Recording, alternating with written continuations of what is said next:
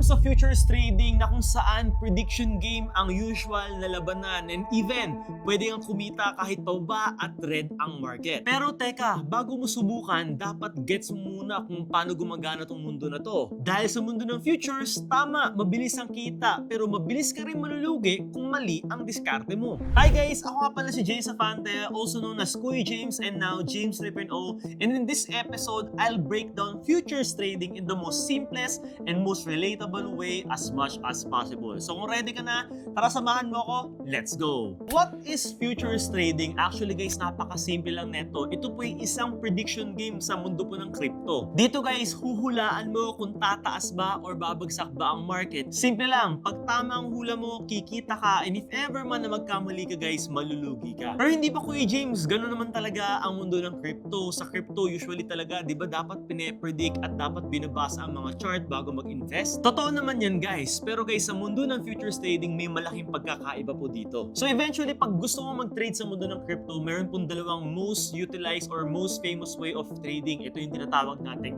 spot trading and futures trading. Sa spot trading guys, kapag bumili ka po sa crypto market, literal na binibili mo yung crypto token. Halimbawa, bumili ka ng 1,000 pesos worth of Bitcoin. Technically, sa mundo ng spot trading, meron kang actual Bitcoin. Kapag tumaas ang presyo, pwede mo itong ibenta at kumita. Kapag bumaba naman, simple lang yun guys, malulugi ka at wala ka pong kita. Unless maghihintay ka na tumaas siya ulit. In short guys, sa mundo ng spot trading guys, kikita ka lang dito whenever tumaas yung presyo, but eventually pag bumaba siya, matatalo ka. So in short guys, ang spot trading guys, the only way for you to earn money at kumita guys sa mundo ng spot trading is whenever pataas lang po yung crypto. Dito po nagkakaiba guys when it comes to futures trading. Sa futures trading guys, hindi mo talaga actually binibili yung coin mo. Although tawag natin dito is trading, ang ginagawa mo po talaga is tumataya ka po kung saan papunta yung presyo ng crypto na tinatayaan mo. So ibig sabihin, kahit pababa si Bitcoin, instead of binibili mo siya kanina sa spot trading, what if pababa si Bitcoin sa tingin mo bababa siya? During futures trading, whenever you bet Bitcoin na bababa siya, may chance ka na kumita dito. In short guys, pwede ka bang kumita either way. Tumaas man o bumaba man, basta tama ang prediction mo, kikita ka. Kaya yes, tama, meron talagang prediction element guys ang spot trading at futures trading. Pero ang flexibility at potential mong kitain sa futures trading is higher than compared sa spot trading. So in short guys, sa mundo ng futures trading, pwede kang kumita kahit bear market at ang pinakamaganda, meron po tayong tinatawag ditong leverage. When it comes to leverage guys, don't worry, i-explain ko yan sa inyo in a bit. Ngayon for sure, since may idea ka na on how futures trading work dahil prediction game ito, hindi ba parang sugal ito? To answer your question, it's a yes. Parang sugal po ang futures trading, pero ang kinagandahan dito, for me, it's more fair at hindi siya basta-bastang sugal katulad guys ng mga online casino, scatter, even mga casino games sa traditional. So let's be real, alam mo naman siguro guys yung mga pula or puti dun sa mga scatter application, slot machine na nag-aabang kang maka-jackpot, or online casino guys na isang pindot malalaman mo kung panalo o talo ka na agad. Dito sa mundo ng mga casino at gambling, tataya ka based sa nararamdaman mo. Dito guys, tataya ka kasi feeling mo babagsak na sa yung scatter. Or kaya nakailang talo ka na and feeling mo this time mananalo ka na. And last pindot mo, baka bumagsak na talaga. Pero ano nga bang basehan mo guys whenever naglalaro ka ng mga casino na ganito? Ito po yung tinatawag nating pakiramdam, swerte, or even what we call gut feel. Pero aminin mo, minsan panalo pero mas madalas talo. Bakit guys? Kasi at the end of the day, the casino on how it works, kung paano siya dinevelop, it is designed at the end of the day, kahit manalo ko ngayon, on the other day, it is designed na matalo ka. Kaya po may kasabihan tayo guys sa casino na the house always wins. Sa mundo ng casino, hindi mo kontrolado yung odds. Hindi mo mape-predict yung future. Wala kang basehan dito sa mundo na to, kundi nagbabaka sakali ka lang. Now, anong pinagkaiba nito sa futures trading? Oo, dito sa futures trading, may element of risk din dito, may element of prediction din. Pero ang pinagkaiba po sa mundo ng futures trading, dito po merong tinatawag na charts, may mga indicators, may mga volume, may mga trend, at even may mga technical analysis. Sa mundo ng futures trading, hindi dito pa feel lang, okay? Hindi ka rin dito pwedeng pumasok nung wala kang plano. At dito guys, pwede kang manalo hindi dahil sa swerte,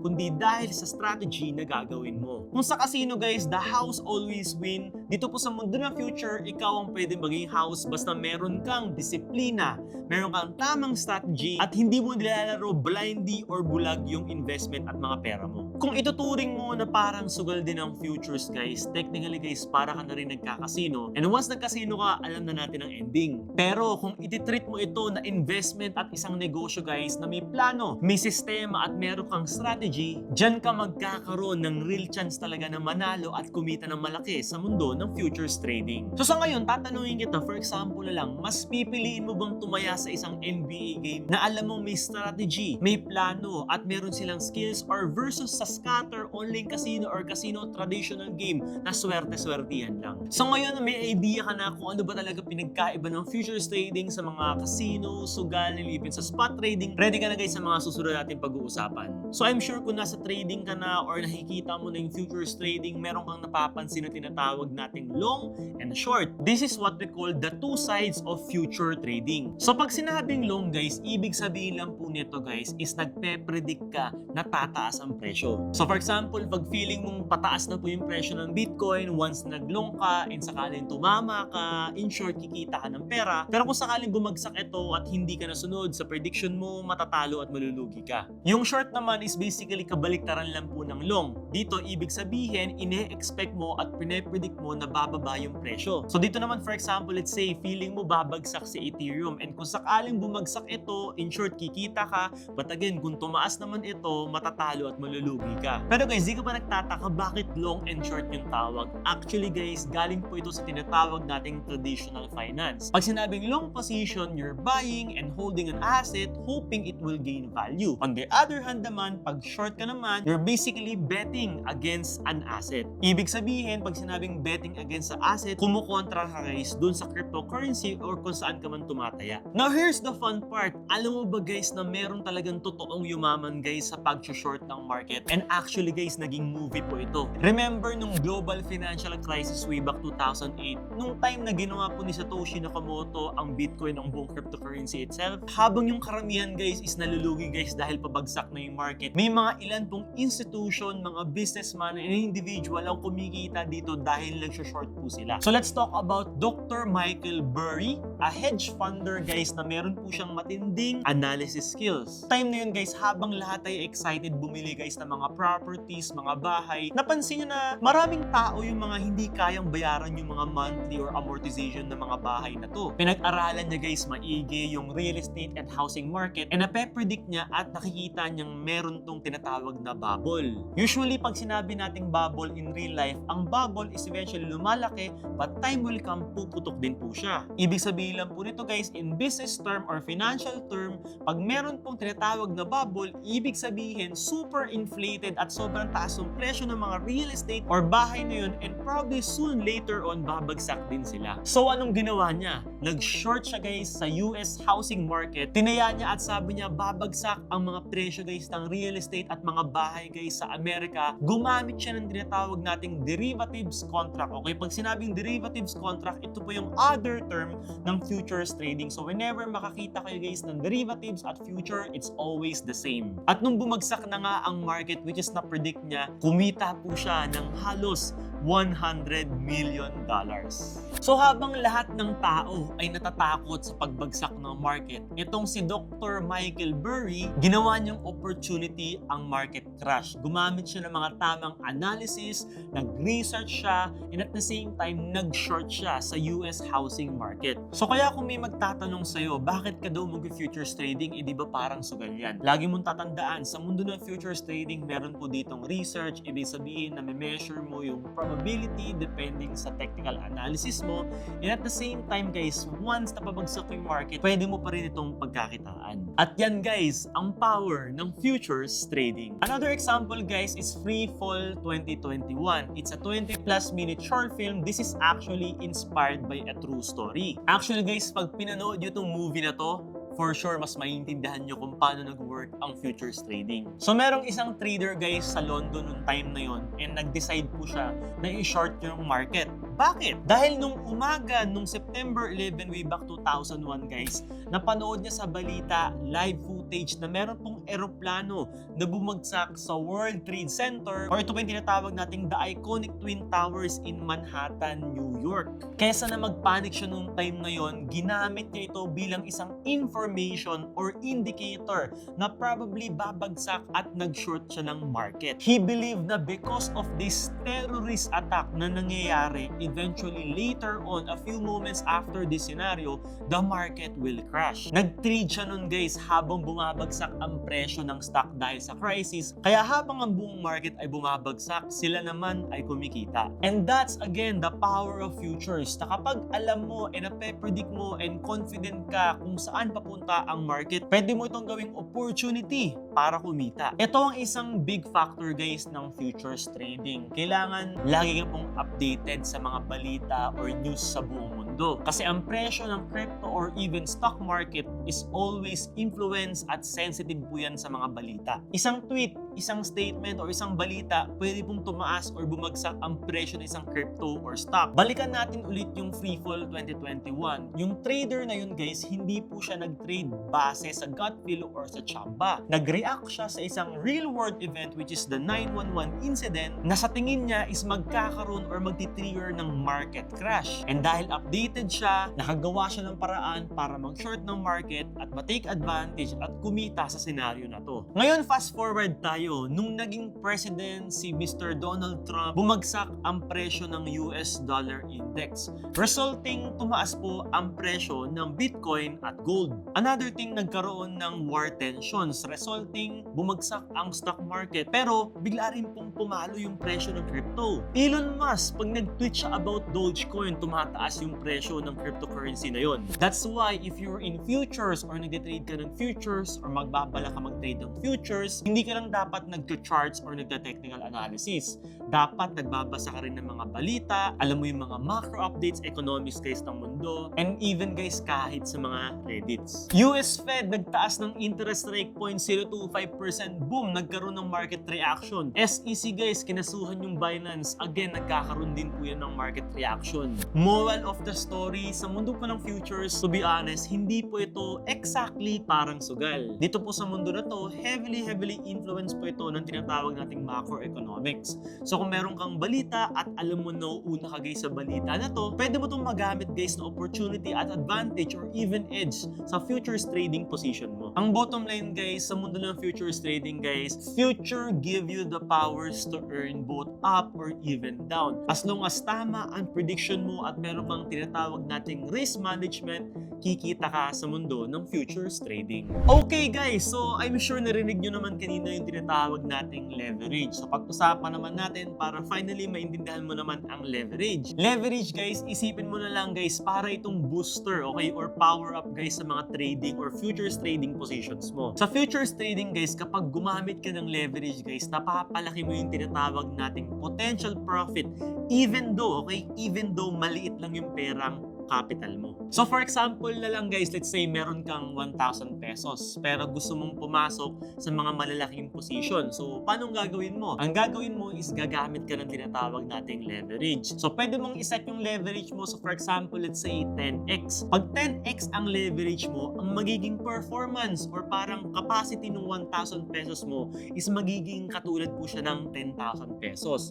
Same goes, let's say nag 20x ka, ganun din po siya guys. Pwede kang kumita ng 20,000 pesos ng madalian dito. And same goes sa 100x guys, pwede ka rin pong mabilis kumita ng 100k dito. So kapag tama ang prediction mo, again guys, ang laki ng pwede mong kitain sa mundo ng futures trading. Kasi ang gains mo is nakabase guys sa leverage na sinet mo, which is parang 10x or even 100x. Pero what if naman mali yung naging prediction mo? So remember, let's say what if kumita ka, ang bilis guys ng gain ng pera mo. So dahil 1,000 pesos lang ang tinaya mo guys, onting bagsak lang yan guys, onting like even 1% na negative lang po yan guys, mawawala na po agad yung position mo. And yun po yung disadvantage ng futures trading. So always dapat alam mo at confident ka sa mga trading na gagawin mo. Dito na po guys, pumapasok yung tinatawag nating liquidation price. Okay Kuya James, ano naman yung liquidation or also known, ito po yung kalaban ng lahat ng mga tao or traders na wala pong risk management. Kung sa ML guys, meron pong tinatawag na wipeout. Sa mundo naman guys guys ng futures trading, meron naman po tinatawag na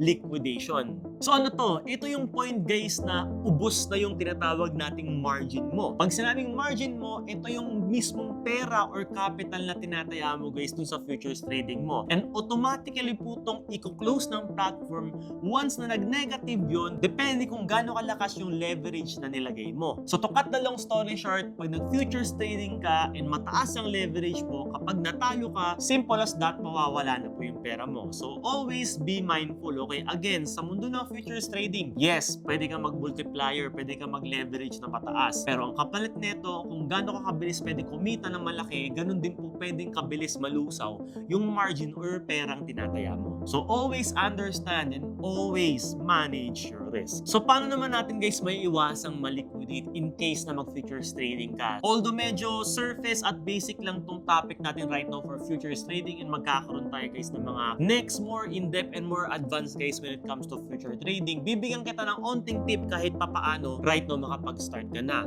Okay, number 1, kailangan mo mag-set ng tinatawag nating stop loss or ito yung tinatawag nating SL. Okay?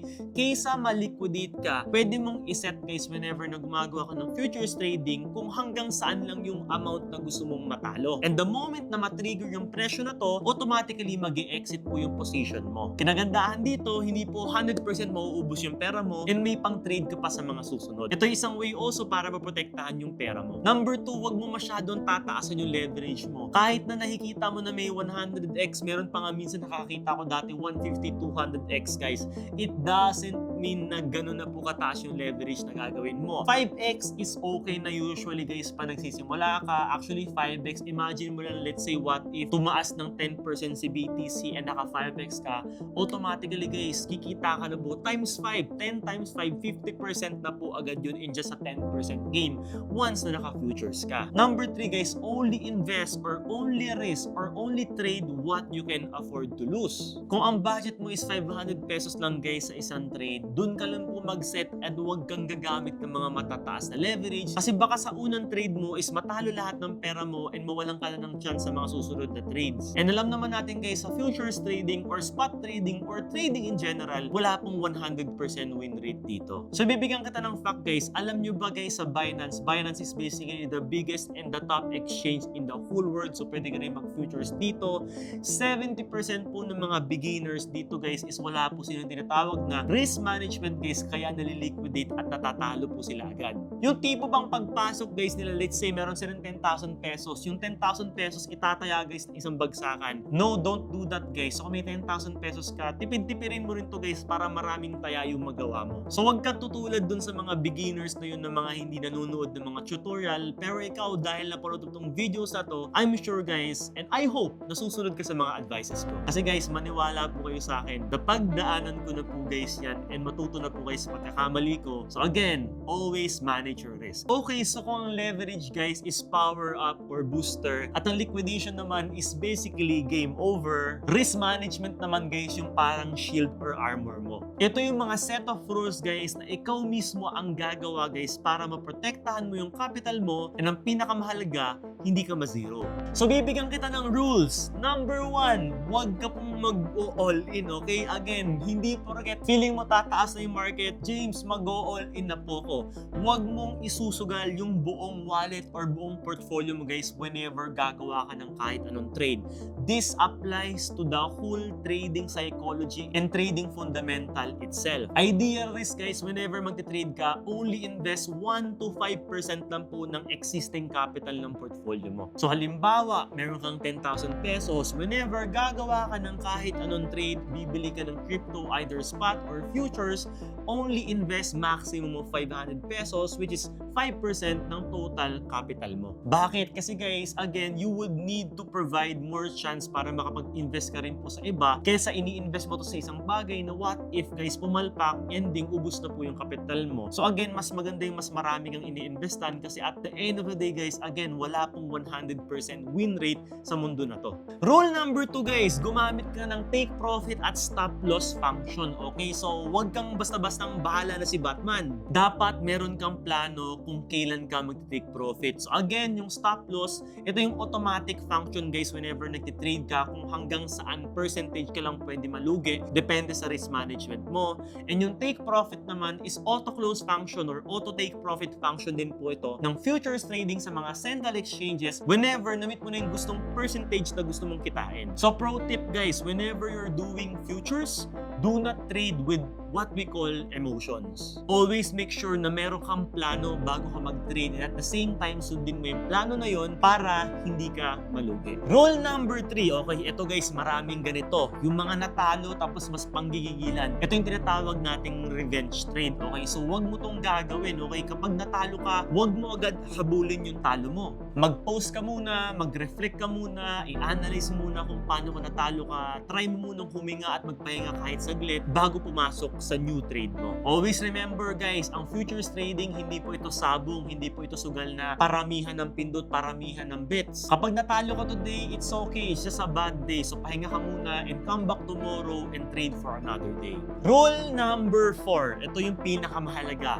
Respect your capital. Ang goal mo dito guys sa mundo ng futures trading is tumagal ka po sa pagtitrade. Hindi ka po dito papasok na gusto mo kinabukasan or mamayang gabi maging milyonaryo ka na agad kasi may nakita ka or may nabasa ka sa internet. Yes, sometimes it happen. But most of the time, yung mga ganong scenario na let's say yung 1,000 pesos naging 5 million pesos or 10 million pesos, most of the time, it's luck, okay? Papasok ka sa mundo ng futures trading para i-improve mo yung sarili mo, para matuto ka, and at the same time, maging consistent ka. And this is the real way, guys, para ma-achieve mo yung success sa mundo ng trading. Tandaan nyo, guys, matuto na po is pagkakamali ko. I managed to experience sometimes even 3 months dire-diretso yung pagkapanalo ko. And then dumating sa third month, naging confident ako masyado, naging arrogant ako, hindi ko na-respect yung capital ko. In just one day guys, naubos ko lahat ng gains ko for the past 3 months. Kung napapanood mo pa rin tong video na to guys hanggang ngayon guys, ibig sabihin guys, seryoso kang matuto guys sa mundo ng crypto. And that's already is 50% of your success. Sa mga susunod nating video guys, mas lulupitan natin yung mga topics. And I'm sure guys, again, kung napapanood mo tong videos na to and kung pinanood mo yung mga previous videos natin here sa YouTube, most likely guys, you know the fundamentals of crypto already and you are prepared to see and understand the deeper side of cryptocurrency and Web3 itself. So sa mga susunod nating video guys, mag-aaral tayo. Number 1, how to secure crypto. Okay, paano natin mamimake sure na pag kumita ka ng malaki is safe ito and hindi ito ma-hack. Magkakaroon din tayo guys ng mga videos about